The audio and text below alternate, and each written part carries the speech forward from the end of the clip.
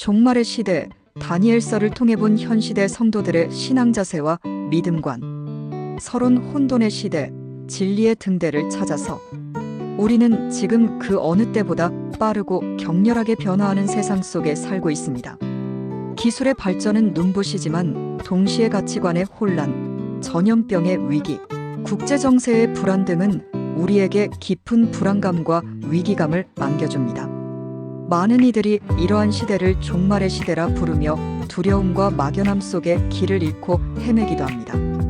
이러한 상황 속에서 우리 그리스도인들은 과연 어떤 신앙의 자세를 견지하고 어떤 믿음의 관점을 가져야 할까요?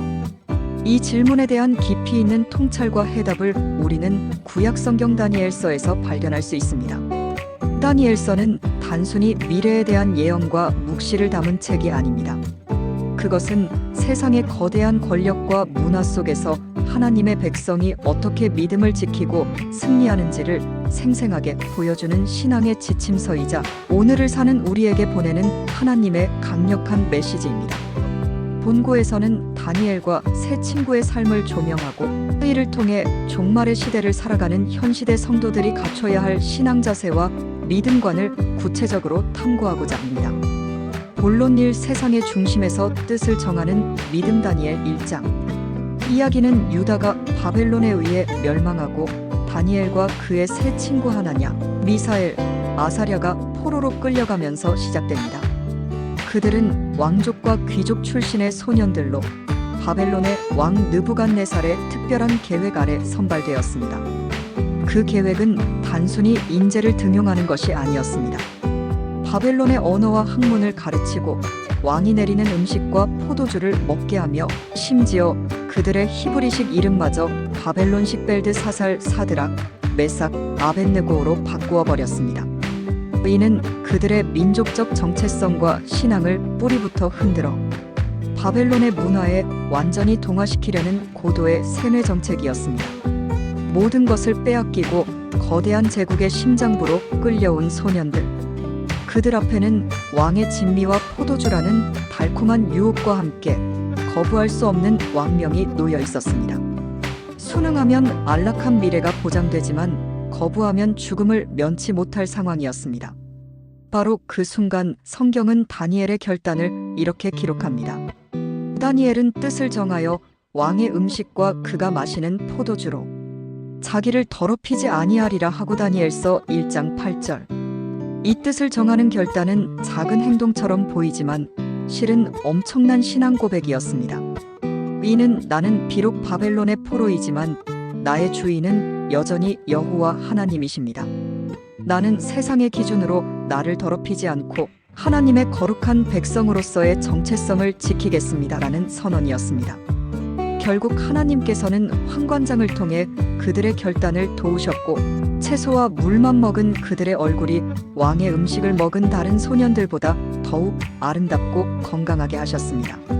나아가 하나님은 그들에게 지혜와 총명을 더하사 바벨론의 어떤 박수와 술객보다 10배나 뛰어난 능력을 주셨습니다. 현대적 적용. 다니엘의 첫 번째 이야기에서 우리는 종말의 시대를 살아가는 성도들에게 필요한 첫 번째 신앙 자세를 발견합니다. 첫째, 신앙적 정체성을 굳건히 지켜야 합니다. 세상은 끊임없이 우리를 향해 세상의 방식을 강요합니다. 성공, 물질, 쾌락이라는 달콤한 왕의 음식을 내밀며 그것을 먹어야만 뒤처지지 않고 성공할 수 있다고 속삭입니다. 또한 세상의 가치관에 맞춰 우리의 신앙적 이름을 버리고 세상 사람처럼 살아가라고 유혹합니다. 이럴 때 우리는 다니엘처럼 뜻을 정해야 합니다. 세상의 기준이 아닌 하나님의 말씀 앞에서 나 자신을 성찰하고 그리스도인이라는 거룩한 정체성을 더럽히지 않기로 결단해야 합니다. 이는 고립이나 단절을 의미하는 것이 아니라 세상 속에 살아가듯 세상의 가치관에 함몰되지 않는 영적 분별력과 결단력을 의미합니다. 둘째, 작은 일상에서의 거룩한 실천이 능력의 시작입니다. 다니엘의 위대함은 사자굴에서의 기적이 아니라 음식 문제라는 일상의 작은 선택에서부터 시작되었습니다.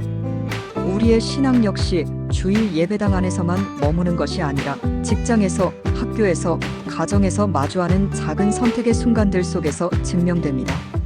정직하게 세금을 내는 것, 음란한 문화를 거부하는 것, 이웃에게 친절을 베푸는 것 등 일상 속에서 하나님의 자녀답게 살기로 뜻을 정할 때 하나님께서는 우리에게 세상을 이길 지혜와 능력을 부어주실 것입니다.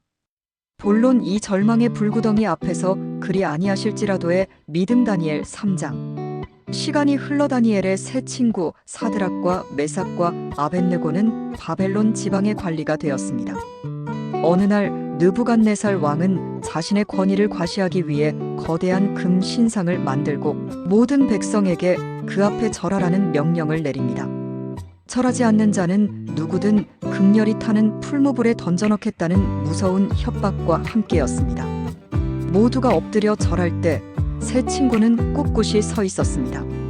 이 사실을 고발당한 그들은 왕 앞에 끌려갔습니다.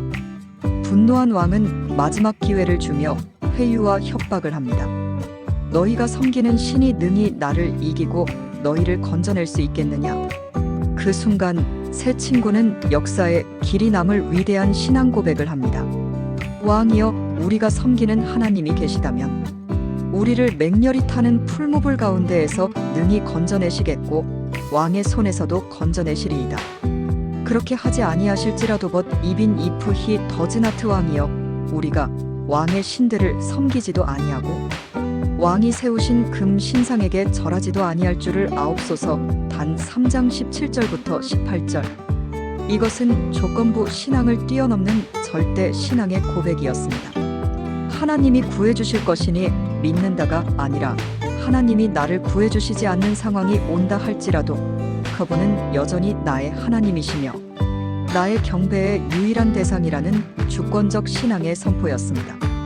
결국 그들은 평소보다 7배나 뜨거운 풀무불에 던져졌지만 불은 그들의 머리털 하나 상하게 하지 못했고 그들 가운데 그들을 보호하시는 신들의 아들과 같은 이가 함께하는 것을 왕이 목격하게 됩니다. 이 사건을 통해 느부갓네살 왕은 살아계신 하나님을 찬양하게 됩니다. 현대적 적용. 새 친구의 이야기는 우리에게 두 번째 핵심적인 믿음관을 제시합니다. 첫째, 기복주의를 넘어선 주권적 신앙을 가져야 합니다. 오늘날 많은 신앙이 하나님을 믿으면 복을 받는다는 기복적인 수준에 머물러 있습니다. 물론 하나님은 복의 근원이십니다. 하지만 우리의 믿음이 하나님이 내 문제를 해결해 주시는가 아닌가에 따라 흔들린다면 그것은 하나님을 믿는 것이 아니라 문제 해결이라는 우상을 섬기는 것과 같습니다. 종말의 시대는 때로 우리의 기도에 즉각적인 응답이 없는 것처럼 보일 수 있고 의인이 고난받는 일이 생길 수도 있습니다. 바로 그때 우리는 그리 아니하실지라도의 믿음으로 서야 합니다. 나의 상황과 관계없이 하나님의 선하심과 주권을 온전히 신뢰하는 믿음, 이것이 풀무불과 같은 세상의 시험을 이기는 능력입니다. 둘째, 담대한 신앙 고백은 가장 강력한 전도입니다. 새 친구는 불이익과 죽음의 위협 앞에서 자신의 신앙을 숨기지 않았습니다. 오히려 가장 강력한 권력자 앞에서 자신들의 믿음을 담대히 선포했습니다. 그 결과 그들의 믿음은 살아남았을 뿐만 아니라 이방인 왕의 입에서 하나님을 향한 찬양이 터져나오게 만들었습니다. 우리의 삶도 마찬가지입니다. 세상이 강요하는 불의와 타협 앞에서 침묵하는 대신 그리스도인으로서 마땅히 해야 할 말을 하고 마땅히 지켜야 할 것을 지켜낼 때 우리의 삶 자체가 세상 속에서 하나님의 살아계심을 증거하는 강력한 메시지가 될 것입니다. 본론 3일상의 성실함으로 죽음을 이기는 믿음. 다니엘 6장. 시간이 더 흘러 바벨론은 멸망하고 메데마이너스 바사 제국이 들어섰습니다. 다니엘은 새로운 제국의 왕 다리오에게도 신임을 얻어 총리가 되었습니다. 그의 지혜와 성실함은 타의 추종을 불허했지만 이는 곧 다른 관리들의 시기와 질투를 샀습니다. 그들은 다니엘을 넘어뜨릴 흠을 찾으려 했지만 아무런 허물도 찾을 수 없었습니다. 마침내 그들이 찾아낸 유일한 공격 지점은 바로 그의 신앙이었습니다. 그들은 왕을 부추겨 앞으로 30일간 왕 외에 다른 어떤 신이나 사람에게 기도하는 자는 사자굴에 던져넣는다는 법령을 만들게 합니다. 이 법령의 의도를 뻔히 알았지만 다니엘의 반응은 놀라웠습니다. 다니엘이 이 조서에 왕의 도장에 찍힌 것을 알고도 자기 집에 돌아가서는 윗방에 올라가 예루살렘으로 향한 창문을 열고 전에 하던 대로 하루 3번씩 무릎을 꿇고 기도하며 그의 하나님께 감사하였더라. 다니엘서 6장 10절. 그는 숨어서 기도하지 않았습니다. 목숨을 구걸하지도 않았습니다. 그저 전에 하던 대로 하나님과의 교제의 시간을 지켰습니다. 그의 믿음은 위기 상황에서 갑자기 생겨난 영웅적 행동이 아니라 수십 년간 쌓아온 경건의 습관, 즉 일상의 산물이었습니다. 결국 사자굴에 던져진 다니엘. 그러나 하나님께서는 천사를 보내 사자들의 입을 막으셨고 그는 머리털 하나 상하지 않고 구출됩니다. 이 일을 통해 다리오 왕 역시 온 나라에 살아계신 다니엘의 하나님을 경외하라는 조서를 내리게 됩니다. 현대적 적용. 사자굴 앞에 다니엘은 우리에게 마지막으로 가장 중요한 신앙 자세를 가르쳐 줍니다. 첫째, 영적 능력은 경건의 습관에서 나옵니다. 종말의 시대를 살아가는 성도에게 가장 필요한 것은 특별한 은사나 신비한 체험, 이전에 전에 하던 대로 드리는 꾸준한 기도와 말씀 묵상입니다. 위기는 예고 없이 찾아옵니다. 위기가 닥쳤을 때 기도하려고 하면 이미 늦습니다. 평소에 하나님과 깊은 교제를 나누며 영적인 근력을 키워놓은 사람만이 사자굴과 같은 인생의 위기 앞에서도 흔들리지 않고 하던 대로 믿음의 길을 걸어갈 수 있습니다. 매일의 경건 생활 큐티 위기의 시대를 이기는 가장 강력한 무기입니다. 둘째, 세상적인 성실함이 영적인 권위를 세웁니다. 다니엘의 대적들이 그의 삶에서 아무 흠도 찾을 수 없었다는 점을 주목해야 합니다. 그는 영적으로만 뛰어난 것이 아니라 총리로서의 직무에 있어서도 흠잡을 데 없이 성실하고 정직했습니다. 우리의 신앙은 교회 안에서의 모습과 세상 속에서의 모습이 일치할 때 빛을 발합니다. 직장에서 누구보다 성실하고 사회의 구성원으로서 책임을 다하며 삶의 모든 영역에서 흠없는 모습을 보일 때 우리의 신앙 고백은 무게를 얻고 세상 사람들에게 영적인 권위와 영향력을 미치게 됩니다. 결론, 두려움이 아닌 신실함으로 오늘을 살라. 다니엘서를 통해 우리는 종말의 시대를 살아가는 성도의 신앙 자세와 믿음관이 미래에 대한 막연한 예측이나 두려움에 기반하는 것이 아님을 명확히 알 수 있습니다. 오히려 그것은 오늘 우리에게 주어진 삶의 자리에서 어떻게 살아갈 것인가에 대한 구체적인 태도와 결단에 관한 것입니다.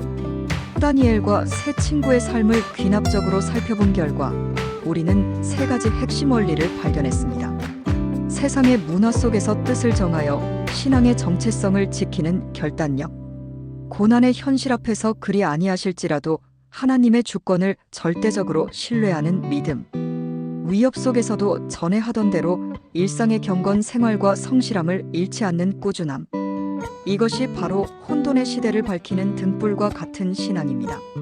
종말의 징조가 짙어질수록 우리는 더욱 다니엘처럼 살아야 합니다. 세상의 가치관에 물들지 않도록 뜻을 정하고 어떤 상황 속에서도 하나님의 주권을 신뢰하며 매일의 삶 속에서 기도로 하나님과 교제하고 말씀으로 무장해야 합니다.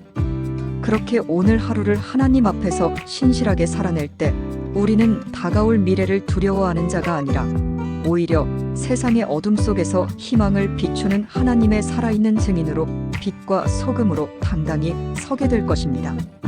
다니엘과 함께 하셨던 바로 그 하나님께서 오늘 우리와도 동일하게 함께 하시며 승리를 주실 것을 믿습니다.